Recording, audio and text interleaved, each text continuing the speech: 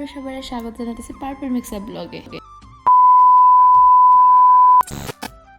কই যাইতেছি রেডি হয়ে আসি না, ব্লগটা যদি লাস্ট অবধি না দেখো না তাহলে বুঝতে পারতো না। অবশ্য টাইটেল আর থাম্বনেল দেখে একটু আশা করি বুঝতে পারবা, তো তাও কইতাছি ভিডিওটা ব্লগটা লাস্ট অবধি একটু দেখো।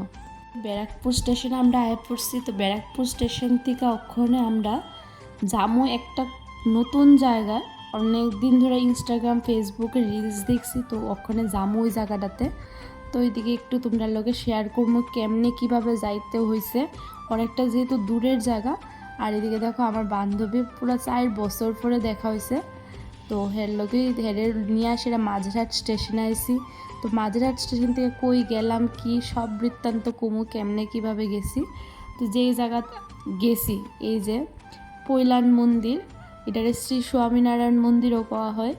তো এই জিনিসটাই অনেক দিন ধরে ফেসবুক ইনস্টাতে আমি অনেক রিলস দেখছি, এটার অনেক ভাইরাল হয়েছে। তো এটিকে আমার অনেক অনেক ইচ্ছা আসলো, বাট আইতে পারতেছিলাম না যে কোনো কারণ হোক।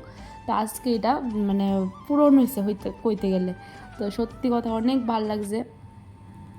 এটা না পুরো একদম রাজস্থানের বাইরের বা রাজস্থানও কইতে মানে বাইরের যেসব মন্দির হয় না ওই রকম পুরা এরকম। আর আমার কাছে পুরা না ওই ভেতরের যে মন্দিরটা পুরা রাম মন্দিরের মতন কিছুটা লাগছে, জানি না কার কাছে কী করবা, কিন্তু আমার কাছে খুব খুব সুন্দর লাগছে।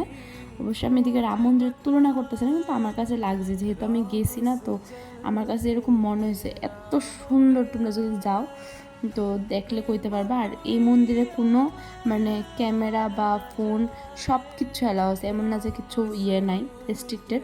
শুধু ভেতরে যখন মন্দিরটার ভেতরে ঢোকে না তখন ক্যামেরা অ্যালাউ করে না, তো ক্যামেরাটা তখন বন্ধ রাখতে হবে, নাহলে বাইরে সব কিছুর মধ্যে ক্যামেরা অ্যালাউ আছে। তো মন্দিরটা দেখো দিনের বেলার ভিউটা এত সুন্দর। তো এটা অনেকটা বিকাল হয়ে আছে, 5টা 5:30 বাজবো, কিন্তু এত সুন্দর আর এত ভিড় আমি ভাবছি না এত ভিড় হইব। তো অনেক মানুষ আসলে দেখছি, তো খুবই সুন্দর লাগছে আমার কাছে। কার কাছে মানে এত সুন্দর জায়গা সত্যি মানে এত সুন্দর।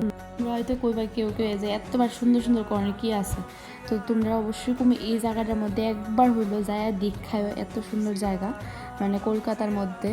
তো ভালো খুব সুন্দর। আর এদিকে আমরা একটু ফটোশ্যুট করলাম, আর এদিকে ফটোশ্যুট করে সেটা একটু আমার বান্ধবীরও দেখাইলাম, তো একটু কথা কইতেছিলাম। তো যাই হোক এদিকে দেখো আমার বান্ধবী শিলারে দেখাই দিচ্ছি, তার নাম শিলা।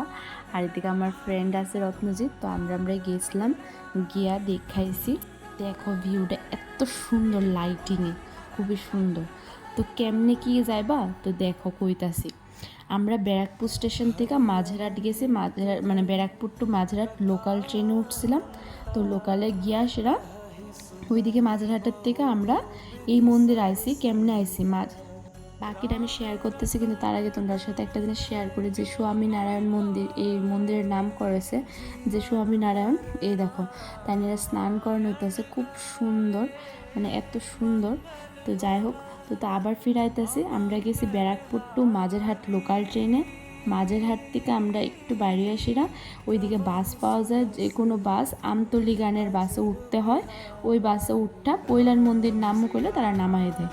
তো তোমরা মনে করো অসুবিধা তো না, বেশিক্ষণ নয়, কিন্তু অনেকটা দূরে এটা জার্নিটা। আমরা যেহেতু ব্যারাকপুর থেকে গেছি অনেকটা দূরে লাগছে। তো কলকাতার থেকে গেলে শিয়ালদার থেকে তোমরা মাঝেরহাটের লোকাল ধরে এসেও যাইতে পারো, ওই দিকের থেকে বাস ধরে এসে তোমরা মন্দিরে ডিরেক্ট পৌঁছে যেতে পারো।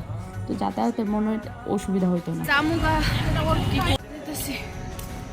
এখন কয়টা বাজে? 10টা, অনেক দূর যেন গেছি। টাটা। তো অনেক পরিশ্রম লেগেছে, কারণ সেই দুপুরে বাইরেছিলাম আর এখন রাত্রে বাজে 10টা, তোমরা তো কইলাম। তো তোমার কাছে ব্লগটা কেমন লাগছে অবশ্যই কমেন্টে জানাও, আর লাইক সাবস্ক্রাইব শেয়ার করে দিও। টাটা বাই বাই, ভালো থাকবে।